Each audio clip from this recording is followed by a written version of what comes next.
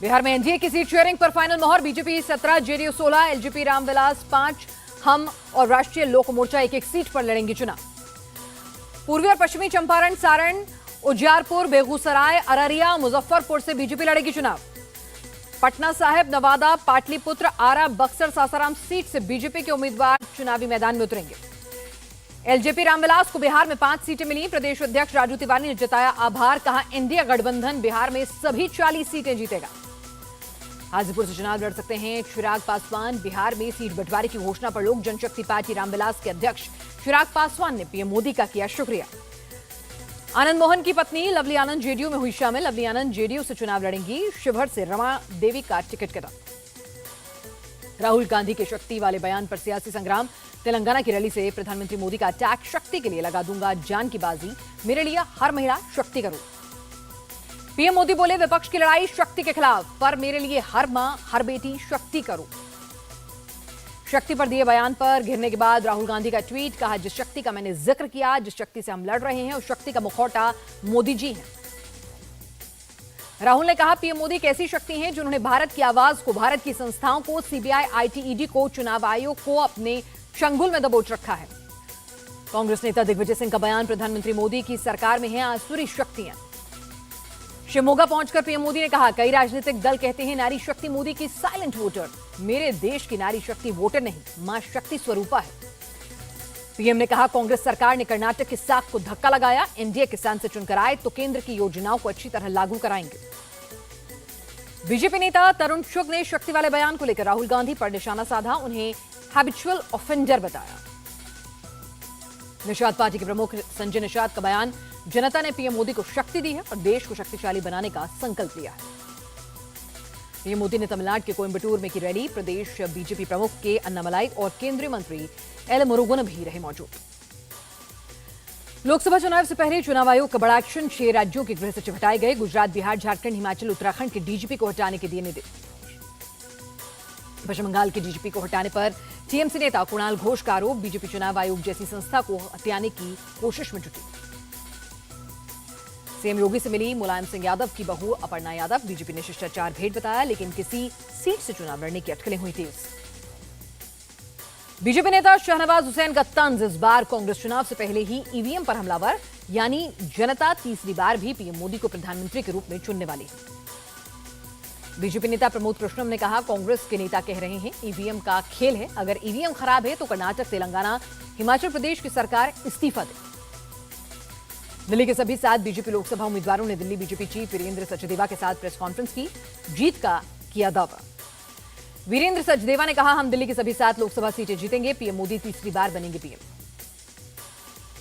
दिल्ली के पूर्व मंत्री सत्येंद्र जैन की जमानत याचिका खारिज होने पर बीजेपी सांसद मनोज तिवारी ने कहा दिल्ली की जनता की आंखें अब खुल रही हैं। बीजेपी नेता बांसुरी स्वराज ने केजरीवाल को लापरवाह नेता बताया, कहा जांच से भागकर उन्हें क्या हासिल होगा, जनता उन्हें सबक सिखाएगी।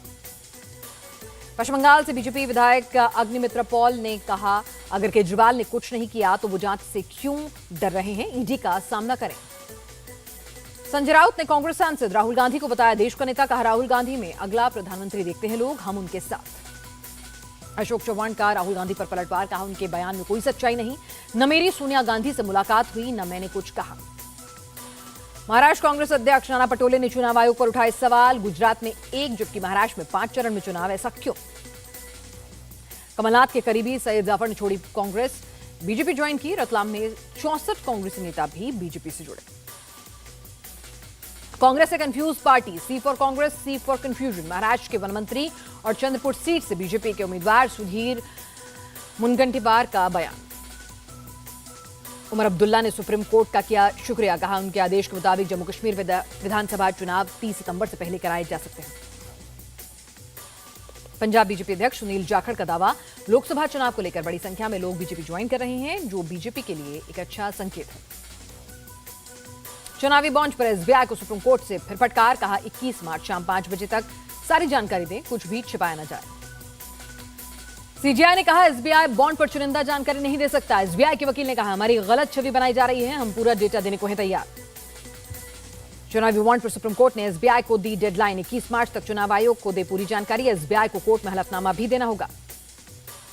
चुनाव आयोग ने जारी किया आंकड़ा, 2017 से 2024 के बीच बीजेपी को 6,000 करोड़ और कांग्रेस को 1,334 करोड़ का चुनावी चंदा मिला।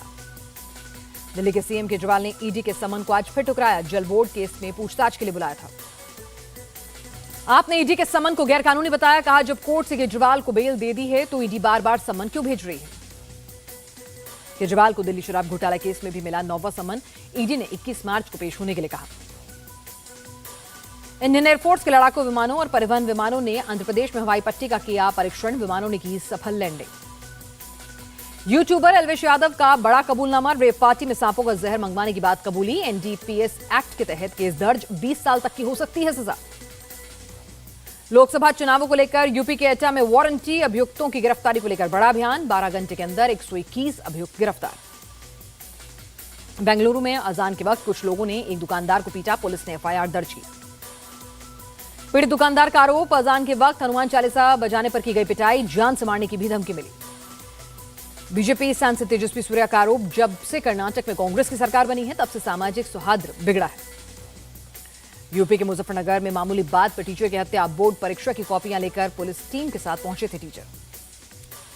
शिक्षक की हत्या के बाद गुस्साए शिक्षकों ने सड़क पर लगाया जाम। मृतक की पत्नी की योग्यता के आधार पर सरकारी नौकरी दिए जाने की रखी मांग। पीएम मोदी ने रूसी राष्ट्रपति पुतिन के दोबारा चुने जाने पर दी बधाई। कहा साथ मिलकर काम करने के लिए उत्सुक हो।